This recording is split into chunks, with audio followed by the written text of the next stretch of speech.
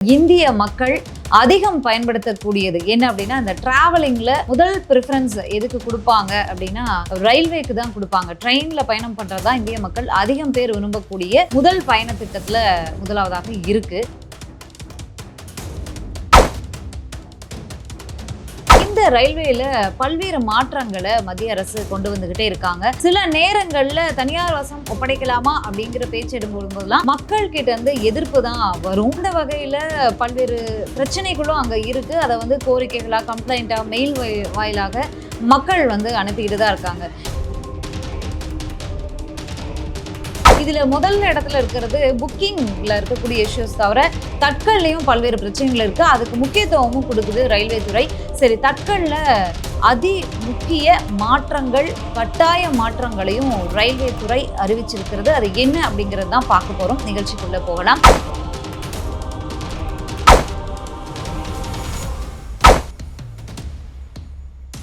நேர்களுக்கு வணக்கம். சரி, இந்தியன் ரயில்வே துறையில நம்ம ட்ரெயின் டிக்கெட் புக் பண்ணுறது அப்படிங்கிறது அதுவும் ரொம்ப அதிக பர்சன்டேஜில் தான் இருக்குது. ஆனால் அந்த புக்கிங்கை விட தட்கல் முறை அப்படிங்கிறது மிகவும் அத்தியாவசியமான விஷயங்களுக்கு தான் நம்ம தட்கலை நோக்கி போவோம். தட்கலை தாண்டி இப்போ ரயில்வே கொண்டு வந்திருக்கிறது என்னன்னா ப்ரீமியம் தட்கல். தட்கலை விட அதிகமான ஒரு அமௌண்ட்டை போட்டு நம்ம ப்ரீமியம் தட்கலும் புக் பண்ணுவோம். பட் ஆனால் இந்த அத்தியாவசிய தேவைக்கான மக்கள் தட்கலை நோக்கி ஓடும்போது அந்த தட்கலில் நம்ம ரயில் நிலையங்கள்லையும் சரி, இல்லை ஐஆர்சிடிசி வெப்சைட்லேயும் சரி, இல்லை ஏஜென்சி மூலியமாக புக் பண்ணும்போதும் பல பிரச்சனைகளை ஃபேஸ் பண்ணுறோம். டெக்னிக்கல் இஷ்யூஸ்னால பல பிரச்சனைகள் வருது.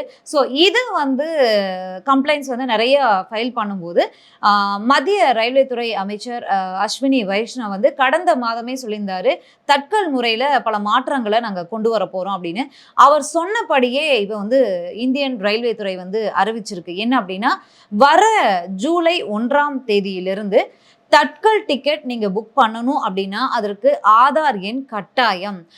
ஆதார் எண்ணை உறுதிப்படுத்திய பயனாளர்களால் மட்டும்தான் இந்தியன் ரயில்வேல தட்கல் டிக்கெட்டை புக் பண்ணவே முடியும்.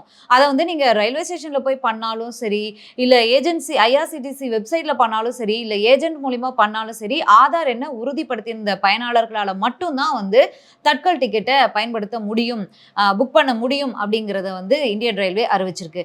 சரி, இந்தியன் ரயில்வேல கிட்டத்தட்ட தட்கல் எவ்வளோ சதவீதம் பயன்படுத்தப்படுகிறது மக்களால் அப்படின்னா, இந்தியன் ரயில்வேலேயே இருக்கக்கூடிய அந்த டிக்கெட்டுகளில் 100%ல 30% தட்கலுக்காகவே ஒதுக்குறாங்க.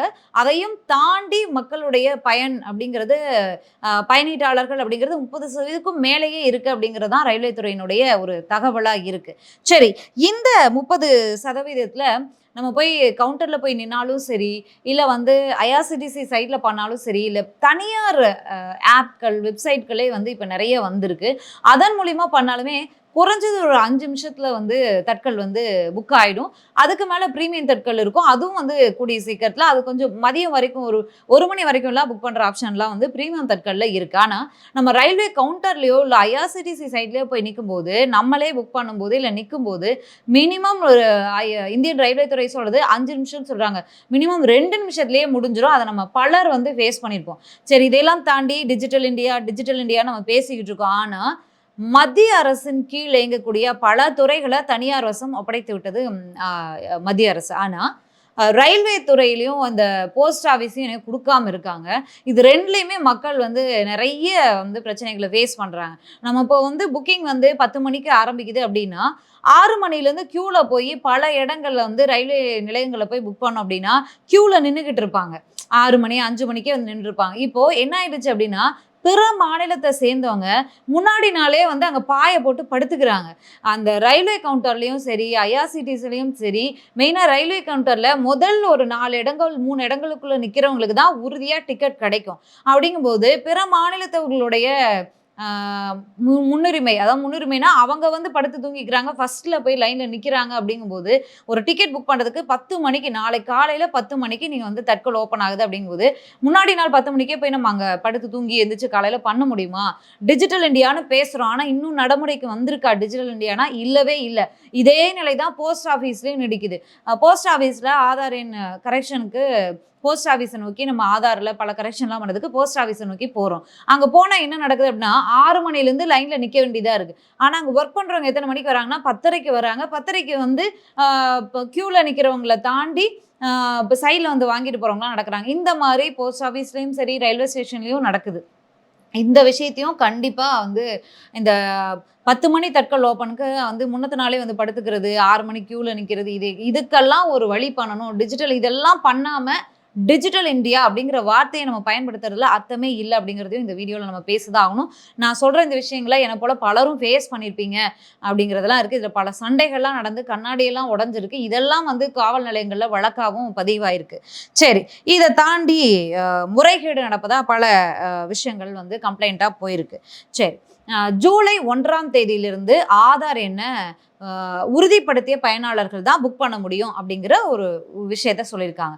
ஜூலை 15ஆம் தேதியிலிருந்து ஆதார் எண்ணை உறுதிப்படுத்திய பயனாளர்களோட ஆதார் எண் கொடுத்துருக்கக்கூடிய அந்த மொபைல் நம்பருக்கு ஓடிபி வரும். அந்த ஓடிபியை பயன்படுத்தி தான் தட்கல் டிக்கெட் புக்கிங்கே பண்ண முடியும் அப்படின்னு சொல்லியிருக்காங்க.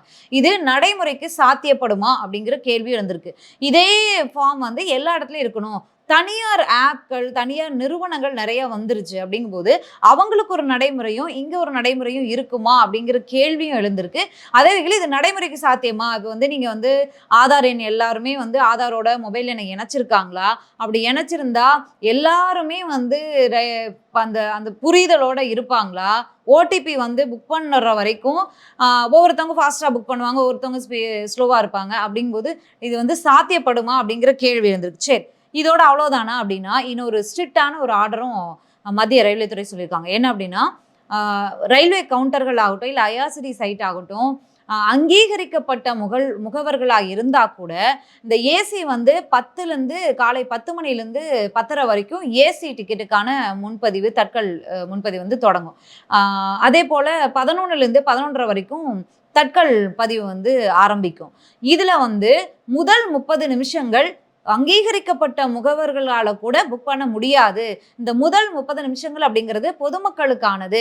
அதுக்கு பிறகு தான் வந்து 10:30க்கு பிறகு ஏசியும் 11:30க்கு பிறகு ஏசியும் தான் முகவர்களால் புக் பண்ண முடியும் அப்படிங்கிற ஆர்டரும் போட்டிருக்காங்க. இந்த விஷயத்தை எல்லாருமே வரவேற்கிறாங்க. ஏன்னா தனியார் ஏஜென்ட்டுகள், தனியார் அந்த முகவர்கள் வந்து ஈஸியாக புக் பண்ணிட்டு போயிடுறாங்க. பொதுமக்கள் க்யூவில் நின்னும் கிடைக்க மாட்டேங்குது அப்படிங்கிற ஒரு பிரச்சனை இருக்கும்போது இதை வந்து வரவேற்கிறாங்க பொதுமக்கள். ஆனால் இந்த ஓடிபி அடிப்படையிலான புக்கிங் வந்து எந்த அளவுக்கு சாத்தியப்படப்படும் அப்படிங்கிறது கேள்விக்குறையா இருக்கு. நடைமுறை சிக்கல் இருக்கு இதுல அப்படின்னு முன்னாள் ரயில்வே அதிகாரிகள் கூட சொல்றாங்க. சரி, ஜூலை 15ஆம் தேதிக்கு பிறகு மக்கள் இதை வந்து பயன்படுத்த ஆரம்பிச்ச பிறகு அவங்களுடைய பயன்பாடு இதை வந்து எப்படி அவங்க ஃபேஸ் பண்ணுறாங்க அப்படிங்கிறத நம்ம மக்கள் கருத்தாவே ஒன்று போகலாம். ஜூலை 15க்கு நடைமுறை வந்த பிறகு நம்ம இதை பற்றி மீண்டும் பேசலாம். ஒரு நல்ல தகவலை உங்களோட ஷேர் பண்ணியிருக்கேன்னு நினைக்கிறேன். ஆதார் எண்ணில் மொபைல் நம்பர் வந்து கட்டாயம் அப்படின்னு சொல்லியிருக்காங்க. இணைக்காதவங்க தயவு செஞ்சு இணைச்சிருங்க. ஆதாரில் ஏதாவது கரெக்ஷன் இருந்தால் கூட பண்ணி வச்சுக்கோங்க. ஏன்னா எல்லாத்துக்குமே ஆதார்னு சொல்கிறாங்க. அப்புறம் ஆதாரை மீண்டும் வந்து திரும்ப பெற போகிறோம் அப்படின்னு மத்திய அரசு அறிவிச்சிருக்காங்க. மத்திய அரசு அறிவிப்பு வந்து எது வருதோ அதுக்கு நம்ம இணங்க வேண்டிய சூழ்நிலையில் பொதுமக்கள் இருக்கும்போது நம்ம அவங்க கொடுக்கக்கூடிய அறிவுரைகள் படி நடந்துதான் ஆகணும் அப்படிங்கிறதுனால எல்லாத்துக்கும் ப்ரிப்பேர்டா இருங்க மக்களே. மீண்டும் ஒரு அரிய தகவலோடு சந்திக்கலாம். நன்றி, வணக்கம்.